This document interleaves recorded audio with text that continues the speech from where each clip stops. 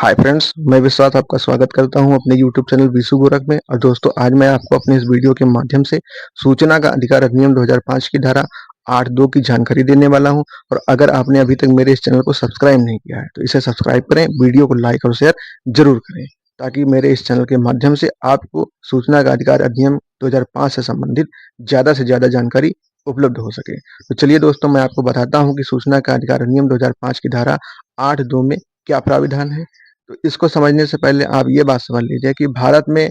1923 में एक कानून बना, जिसे लागू किया गया और जो आज भी लागू है, जिसका नाम है ऑफिशियल सीक्रेट एक्ट 1923। तो इसमें यह बताया गया है कि पारदर्शिता के चलते, जासूसी के चलते ऐसी बहुत सारी जानकारियां हैं जिन्हें पब्लिक नहीं किया जा सकता है, यानी उन्हें पब्लिश नहीं किया जा सकता है और उनको बताया नहीं जा सकता है। जैसे कि किसी भी निषिद्ध स्थान की फोटो खींच लेना, किसी भी ऐसे डॉक्यूमेंट को पास आउट कर लेना, किसी भी ऐसे स्केच को बनाना जो कि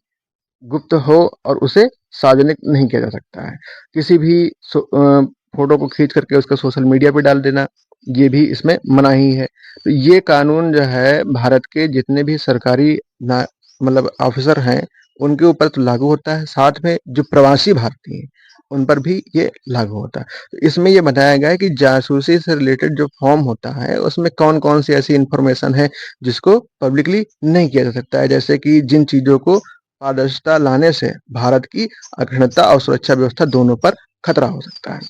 और साथ में ऐसी सूचना को जो देता है वो भी दोषी है और जो लेता है वो भी दोषी है। तो इसमें दोस्तों स्पष्ट रूप से अभी यह डिफाइन नहीं किया गया है कि वास्तव में जो गुप्त है वो क्या चीज है। एक फॉर्म तो बताया गया है कि नहीं, हाँ ये चीजें हो सकती हैं, बट ये स्पष्ट नहीं है। इसका फैसला जो है वो गवर्नमेंट के हाथ में ही है कि वो किस बात को सीक्रेट मानती है और किस चीज को बाहर दे सकती है इंफॉर्मेशन में और किस चीज को नहीं दे सकती। तो सूचना के अधिकार अधिनियम के तहत जो बातें शासकीय गुप्त बात अधिनियम यानी ऑफिशियल सीक्रेट एक्ट 1923 में देने से मना किया गया है, और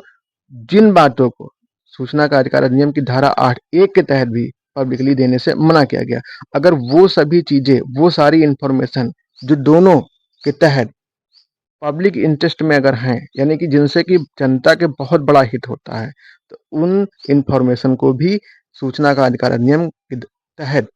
जनता के बीच में दिए जाना संभव है और उनको पब्लिश किया जाना संभव है। और यहाँ पर जनता को ऐसी इंफॉर्मेशन दे दी जाएगी अगर वो किसी भी संरक्षित हिस्से अधिक लाभदायक है और वो भी पब्लिक के लिए। तो दोस्तों, मेरे इस वीडियो में स्क्रीन पर देखिए सूचना का अधिकार अधिनियम 2005 की धारा 8(2) क्या कहती है।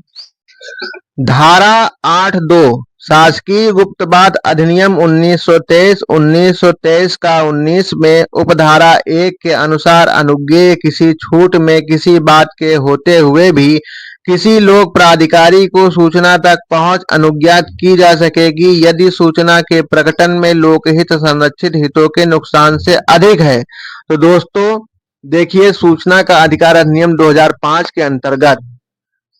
भारत के नागरिक को ऐसी सूचना भी दी जाएगी जिस सूचना से यदि संरक्षित हित का नुकसान हो जाता है और उसी सूचना से भारत की जनता का बड़े स्तर पर अगर कोई लाभ होता है, लोकहित हो जाता है, तो ऐसी सूचना को भी जनता को प्रदान किया जाएगा, और वो भी सूचना का अधिकार अधिनियम 2005 के तहत। तो दोस्तों, सूचना का अधिकार अधिनियम 2005 की धारा 8(1) में यह बताया गया है कि कौन सी सूचना जनता को नहीं देना है। और यही बात दोस्तों शासकीय गुप्त बात अधिनियम 1923 में भी बताया गया है कि कौन सी सूचना यानी किस किस तरीके की जानकारी जो है निषिद्ध है, जिसे जनता के बीच में नहीं लाना है और उसे नहीं देना है। तो परंतु दोस्तों यहाँ पर समझने वाली बात यह है कि यहाँ पर दो बातें बताई गई हैं। एक है शासकीय गुप्त बात अधिनियम 1923 और दूसरी बात है सूचना का अधिकार अधिनियम की धारा 8(1). तो दोनों चीजों में यह विस्तार से बताया गया है कि कौन कौन सी चीजें जनता को नहीं देनी है या कौन सी जानकारी जनता को नहीं देनी है।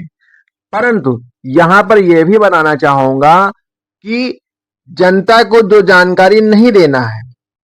और अगर उसी जानकारी से जनता का बड़े स्तर पर, बहुत बड़े पैमाने पर अगर लाभ होता है, लोकहित होता है, और वो भी लोकहित ऐसा हो कि अगर उसमें संरक्षित हित की हानि हो जाती है, यानी कि जिस चीज को देने से मना किया गया है सूचना को, अगर उस सूचना को देने से कोई हानि हो रही है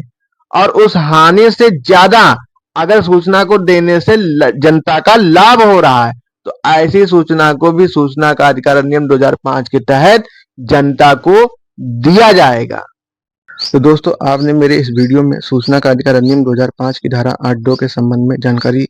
देखी है। और अगर आपको मेरा वीडियो अच्छा लगे तो इसे लाइक करें, सब्सक्राइब करें और इस वीडियो को शेयर भी करें। अगर आपका कोई क्वेश्चन है तो उसे आप मुझे कमेंट बॉक्स में पूछ सकते हैं।